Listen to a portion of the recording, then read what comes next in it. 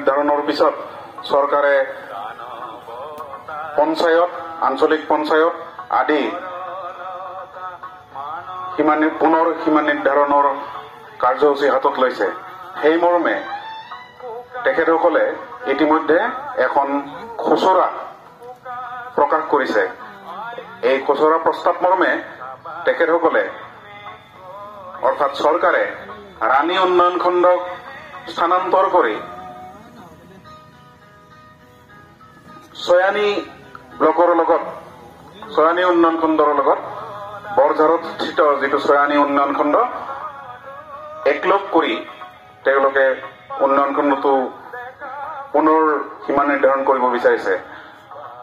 ফলত ৰাণীৰ যি পিছপৰা অঞ্চল, ৰাণী উন্নয়ন খণ্ডৰ যিটো পৰিসৰ আছিলে, সেই পৰিসৰটো একেবাৰে অসম মেঘালয়ৰ সীমাৰ পৰা আৰম্ভ কৰি ইয়াত আমাৰ পিছপৰা মানুহখিনিৰ যি উন্নয়ন বৰ্তমান হৈ আছে, সেই উন্নয়নত বাধাৰ সৃষ্টি হ'ব বুলি আমি অনুমান কৰিছো, আমি ধৰিব পাৰিছো। সেয়ে ৰাণী উন্নয়ন খণ্ড য'তেই আছে, যেনেকে আছে সেইদৰে থাকিবলৈ দি ছয়ানী উন্নয়ন খণ্ডৰ লগত যেন ইয়াক একত্ৰিত নকৰে, তাৰ বাবে আমি ইতিমধ্যে দাবী জনাইছো চৰকাৰৰ ওচৰত। ইতিমধ্যে আমি আমাৰ অবজেকশ্যন, আমাৰ প্ৰতিবাদ সাব্যস্ত কৰিছো। সেই মৰ্মে তেখেতসকলে ইতিমধ্যে আমাৰ পৰা আমাৰ মতামতো গ্ৰহণ কৰিছে, কিন্তু আমি এতিয়াও আশ্বস্ত হ'ব পৰা নাই যে তেখেতসকলে ৰাণী উন্নয়ন খণ্ডটো ইয়াৰ পৰা স্থানান্তৰ কৰাৰ যিটো সিদ্ধান্ত, সেইটো প্ৰত্যাহাৰ কৰিব। আজি তাৰে প্ৰতিবাদত ৰাণী অঞ্চলৰ সমূহ জনসাধাৰণৰ সহযোগত আমি পুনৰবাৰ চৰকাৰলৈ দাবী জনাব বিচাৰিছো যে ৰাণী ব্লক যেন কোনোপধ্যে ইয়াৰ পৰা স্থানান্তৰ নকৰে।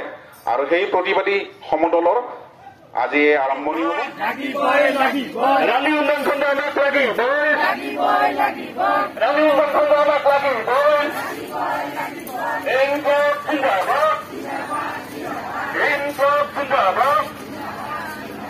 ৰানী উন্নয়ন খণ্ড আমাক লাগিব,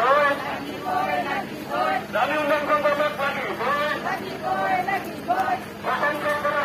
আমি নচলিব,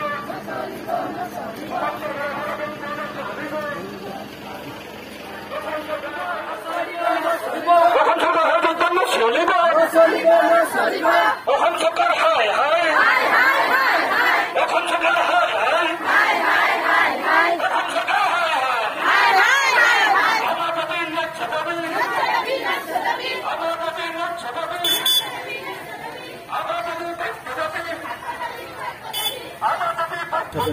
যিটো আছিলে আৰু সমষ্টি নিৰ্ধাৰণৰ ক্ষেত্ৰত আমাৰ 5টা পঞ্চায়ত ইতিমধ্যে জালুকবাৰী সমষ্টিত লৈ গ'ল। এতিয়া আমাৰ 3টা পঞ্চায়ত আছে। এই 3টা পঞ্চায়তত থকাৰ কাৰণে আমাৰ ৰাণী পুৰণা যিটো ঐতিহ্যমণ্ডিত যিটো আমাৰ ৰাণী ব্লক, এই ব্লকটি ছয়ানী ৰাণী ব্লকেৰে স্থানান্তৰ কৰিব বিচাৰিছে অন্য ঠাইত। গতিকে আমি এইটো কোনোপধ্যে হ'ব নিদিম। গতিকে যিহেতুকে আমাৰ এই ৰাণী ব্লকটি 5টা পঞ্চায়ত তেখেতসকলে লৈ গ'ল, গতিকে আকৌ যি নতুন পঞ্চায়ত সংযোজন কৰি আমাৰ এই আগৰ যিটো ৰাণী ব্লক, এই ৰাণী ব্লকটো ৰাণী ব্লক হিচাপে বাহাল থাকিব লাগে খিলঞ্জীয়াৰ স্বাৰ্থ। কাৰণ ৰাণী ব্লকত আমাৰ ৰাণীৰ পৰা সম্পূৰ্ণ 30-40 কিলোমিটাৰ দূৰত আমাৰ পাহাৰৰ বিভিন্ন আমাৰ জনবসতি আছে, মেঘালয় সীমামূৰীয়াত আছে।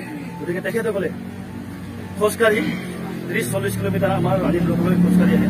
আৰু ইয়াৰ পিছত এই ৰাণী ব্লকটো যদি ইয়াৰ পৰা অন্য ঠাইলৈ দূৰত যায়, তেনেহ'লে এই যিখিনি আমাৰ খিলঞ্জীয়া মানুহ, যিখিনি সাধাৰণ মানুহ, তেখেতসকলে কিমান বিপাঙত পৰিছে। গতিকে সেয়েহে আমি আহ্বান কৰিছোঁ, চৰকাৰক দাবী কৰিছোঁ আৰু শেষবাৰৰ আমি দাবী কৰিছোঁ যে এই প্ৰতিবাদী সমাজৰ কিছু সমূহ ৰাইজে স্বতঃস্ফূৰ্তভাৱে ওলাই আহিছে। কোনোপধ্যে আমি ৰাণী ব্লকটি আমি স্থানান্তৰ কৰিব দিয়া নহ'ব, কোনোপধ্যে আমি নিদিম। ইয়াত গৈ আমি জংগী আন্দোলন কৰিবলৈ বাধ্য হ'ম যদিহে ৰাণী ব্লকটি আমাৰ ৰাণীতে স্থাপন নকৰে।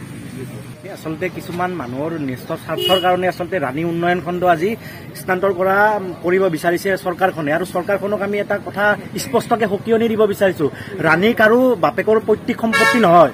ৰাণীখন ৰাণীৰ জনসাধাৰণ ৰাইজৰ। আৰু আপোনালোকে জানে যে আমাৰ পাহাৰীয়া অঞ্চলত 16-17খনকৈ গাঁও আছে, আমাৰ সীমান্তৱৰ্তী মেঘালয় সীমান্তৱৰ্তী এটা অঞ্চল।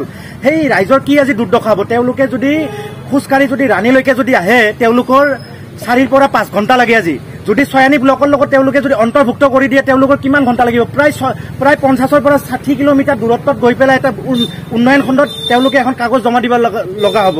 সেই পাহাৰীয়া ৰাইজৰ কি হ'ব আজি? আৰু যোৱা আমি 27 তাৰিখে দেখা পাইছোঁ, আমাৰ ইয়াৰে স্থানীয় জনপ্ৰতিনিধি হেমাংক ঠাকুৰীয়া ডাঙৰীয়াৰ এটা বক্তব্য আমি দেখা পাইছোঁ যে তেওঁ আচলতে অলপমান অধ্যয়ন কৰা দৰকাৰী আছে। কাৰণ যিবিলাক চৰকাৰী নটিফিকেশ্যন আছে তেওঁ হয়তো বোধ কৰোঁ তেওঁ আচলতে অধ্যয়ন কৰা নাই, তাৰে কাৰণে সংবাদ মাধ্যমৰ আগত যি টি মন্তব্য দিছে।